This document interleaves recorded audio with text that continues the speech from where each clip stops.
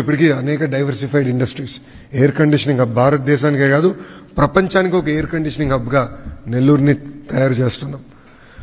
రాజధాని ప్రాంతంగా వచ్చేగల quantum computing, ఉభయ గోదావరి జిల్లాలో పెద్ద ఎత్తున ఆక్వా ప్రోత్సహిస్తున్నాం.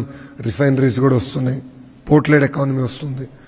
ఉత్తరాంధ్రకు వచ్చేగల pharma, medical devices manufacturing, GCC, data city, ఇవన్నీ కూడా స్టీల్ సిటీ, ఇవన్నీ కూడా రూపొందిస్తున్నాం.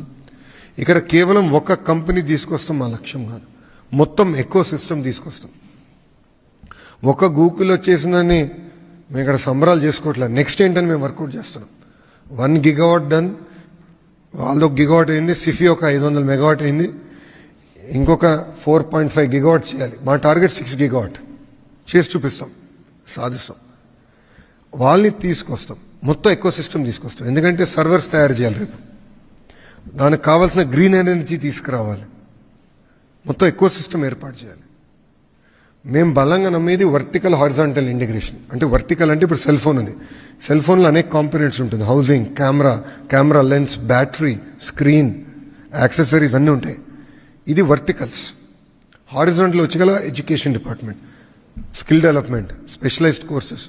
సో నా ఆస్ట్రేలియాకి వెళ్ళి వచ్చిన తర్వాత సుమారుగా 4 యూనివర్సిటీస్తో మేము డిసైడ్ చేసాం ముందరికి వెళ్తాం. గొట్టిపాటి రవాణా సబ్జెక్ట్ అదేంటంటే ఫస్ట్ది renewable energy, solar cell manufacturing, దానికి bachelor programme, masters programme, PhD research, rapid prototyping అంతా ఒక క్లస్టర్లో తీసుకొద్దాం. జేమ్స్ కుక్ యూనివర్సిటీతో ఆక్వా క్లస్టర్, అదేవిధంగా అనేక యూనివర్సిటీస్తో ఇక్కడ క్వాంటమ్ వ్యాలీ, గ్రిఫిట్ లాంటి అద్భుతమైన యూనివర్సిటీస్తో స్పోర్ట్స్ ఎకోసిస్టమ్. సో అభివృద్ధి వికేంద్రీకరణ అనేది మా కార్నర్ స్టోన్ అని చేసి చూపించాం గతంలో.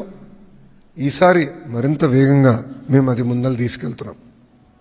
సమ్మిట్లో సుమారుగా 2.7 లక్షల కోట్ల పెట్టుబడికి, తద్వారా 2.5 లక్షల మందికి ఉద్యోగాలు కల్పించే కంపెనీలకి శంకుస్థాపన కూడా మేము చేయబోతున్నాం. మాకు ఇది ఏంటంటే పార్ట్నర్షిప్ సమ్మిట్ అనేది ఏదో పెట్టుబడులు వస్తారు, ప్రభుత్వం ఉంటుంది, ఒప్పందాల కోసమే మాత్రమే కాదు. ఈ పార్ట్నర్షిప్ అనేది ఆంధ్ర రాష్ట్రంలో ఉన్న యువతకి ఉన్న ఆశలు తీర్చే విధంగా పెడుతున్నాం. అంటే వాళ్ళకున్న ఆస్పిరేషన్స్ ఏంటి అర్థం చేసుకుని రాబోయే రోజుల్లో ఎలాంటి సెక్టర్స్లో టెక్నాలజీ ఎలా ఇంప్రూవ్ కాబోతుంది, దాంట్లో ఆంధ్ర రాష్ట్రం పాత్ర ఏంటి, భారతదేశ పాత్ర ఏంటి, ఈ మొత్తం ఇంటిగ్రేట్ చేసి మనకి ఆంధ్ర రాష్ట్రంలో ఉన్న నిరుద్యోగ యువకులకి ఎట్లా పెద్ద ఎత్తున ఉద్యోగాలు, ఉపాధి కల్పించే లక్ష్యంతో మేము ఇది ఏర్పాటు చేస్తాం. ఇదేంటంటే అక్రాస్ ఆల్ సెక్టర్స్ ఒక లీడర్షిప్ పొజిషన్ తీసుకోవాలని. ఒక రెన్యూబుల్ ఎనర్జీలో చూస్తే 5 out of 10 మ్యానుఫ్యాక్చరింగ్ కంపెనీస్ ఇప్పుడు ఆంధ్ర రాష్ట్రానికి వస్తున్నాయి.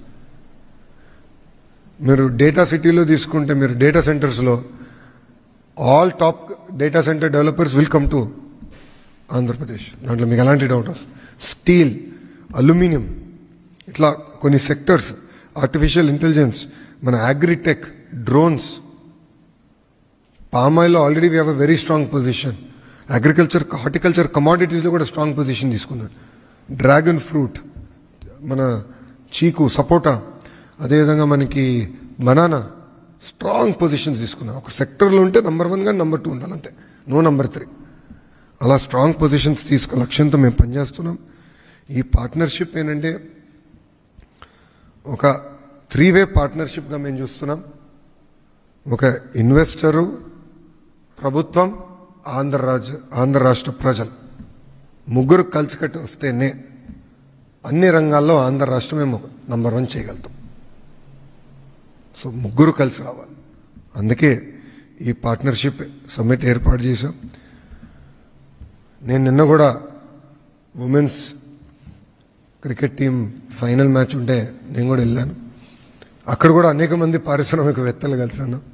అక్కడ కూడా ఆంధ్ర రాష్ట్రాన్ని ప్రమోట్ చేస్తున్నాం.